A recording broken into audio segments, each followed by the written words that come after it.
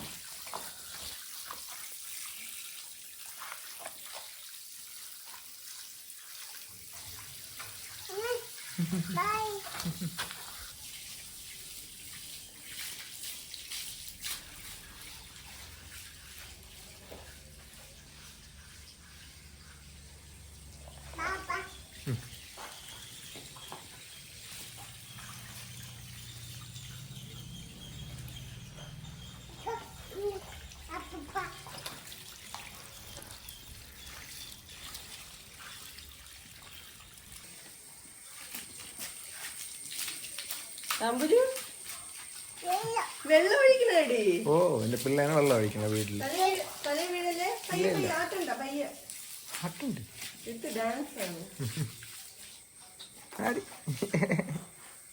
ഇവിടെ കുളമാക്കി എന്റെ പിള്ള.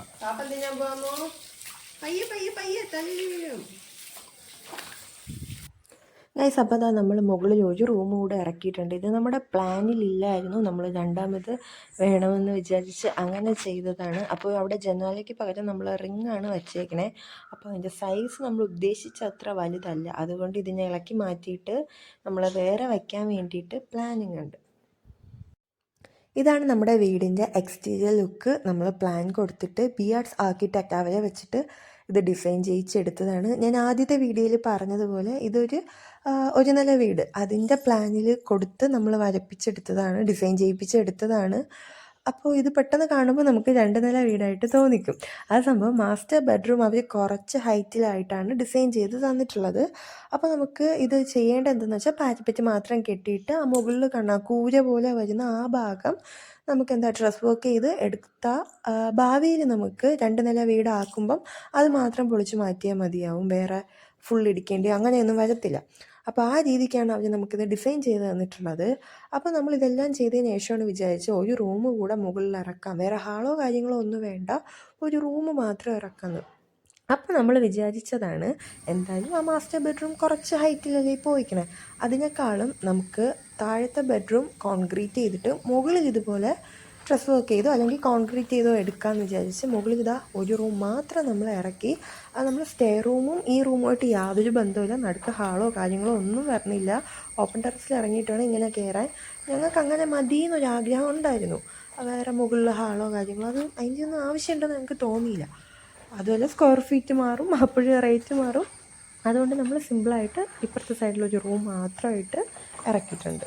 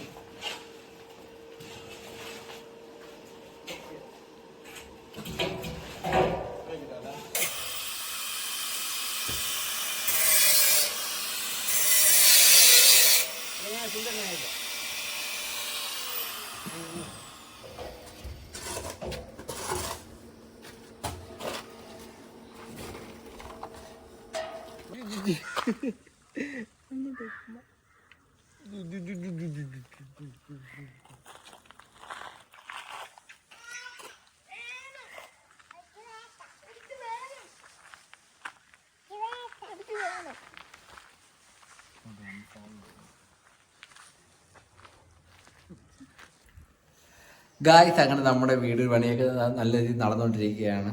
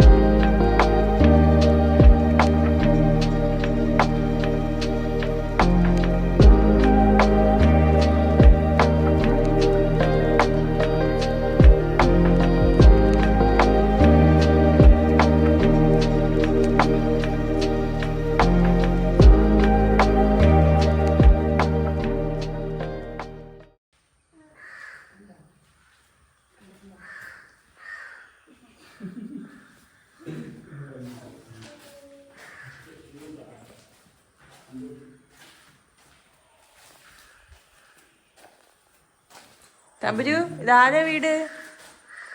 തമ്പുരു ഇതാരാ വീട്? അത് കാണിക്കാനാ? ആ കാണിച്ച്. തമ്പുരു ഇതാരാ വീട്? ഗൈസ് ഇതാണ് വീടിന്റെ ബാക്ക് സൈഡ്. ഹായ്, എന്തോ ഏട് പോയേ? ആര് കൊണ്ടുപോയേ? മക്കളും മനുമാമയും വേറെ ആര്? വേറെ ആരുമില്ല, അവർ രണ്ടുപേരും കറങ്ങിയിട്ട് വന്നു.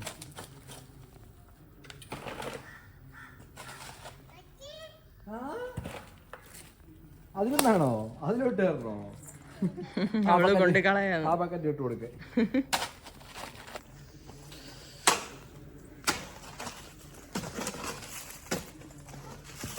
നല്ല വെയിലുണ്ട് ഗൈസ്.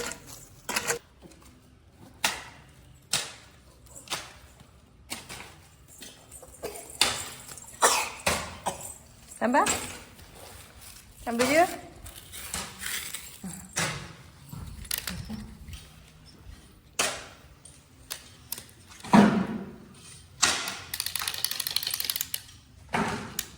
തമ്പുരു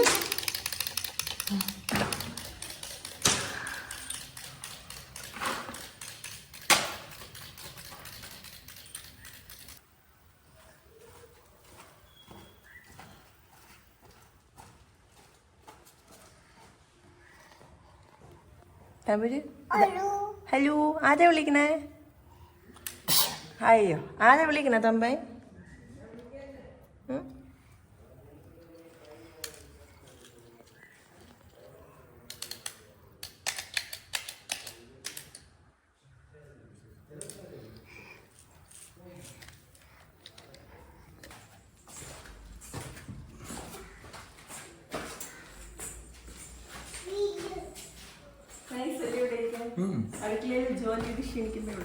എന്നിട്ട് സമയത്തൊന്നും ആയില്ലെങ്കിൽ കൂടി താഴെ തള്ളിയിടുകയും ചെയ്യും. എളുപ്പമുണ്ട്. അത് തന്നെ.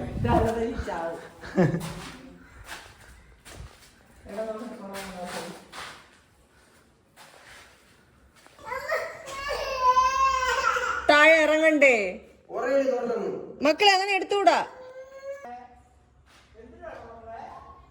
അവിടെയാണ് നമ്മൾ സെപ്റ്റി ടാങ്കിൻ്റെ ഒക്കെ കുഴി എടുത്തിട്ടുള്ളത്. ഇവിടെ നമ്മുടെ കിണർ.